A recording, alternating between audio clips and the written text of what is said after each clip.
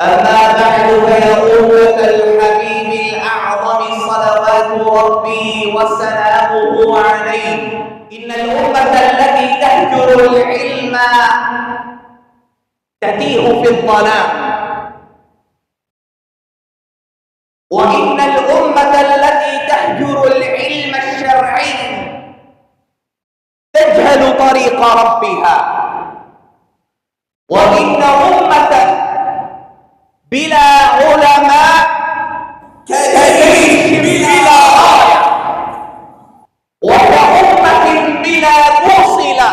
لسنا اليوم بحاجة إلى أن نكثر من الكلام، بل بحاجة اليوم إلى رجال يحملون العلم كما يحمل الجندي سلاحه. أيها السادة، نريد طالب علم إذا تكلم أصغي إليه الناس، وإذا أفتى عرف حدود الله، وإذا دعا على بصيرة.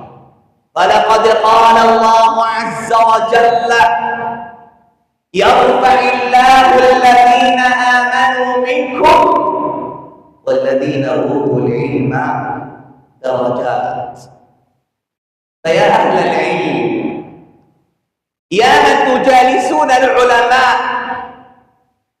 يا من تطلبون العلم، يا من تحملون الكتب، أنتم لا تتعلمون لأنفسكم وحدها، أنتم تتعلمون لأمة، تتعلمون لأجيال، تتعلمون حتى إذا جهل الناس علمتموهم، وإذا ضلوا أرشدتموهم، وإذا اختلفوا بينتم لهم.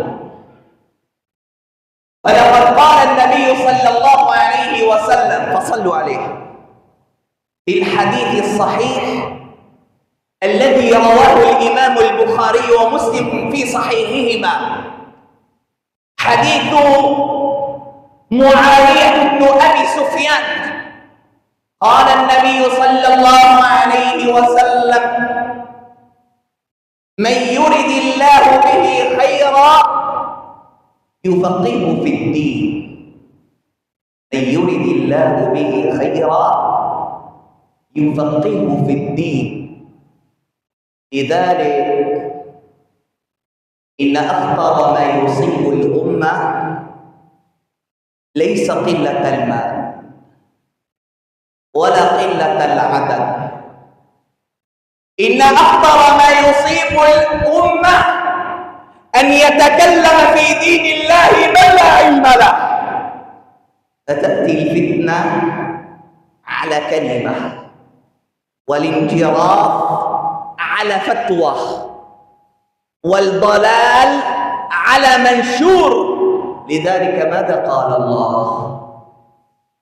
قال الله عز وجل: فاسألوا أهل الذكر إن كنتم لا تعلمون.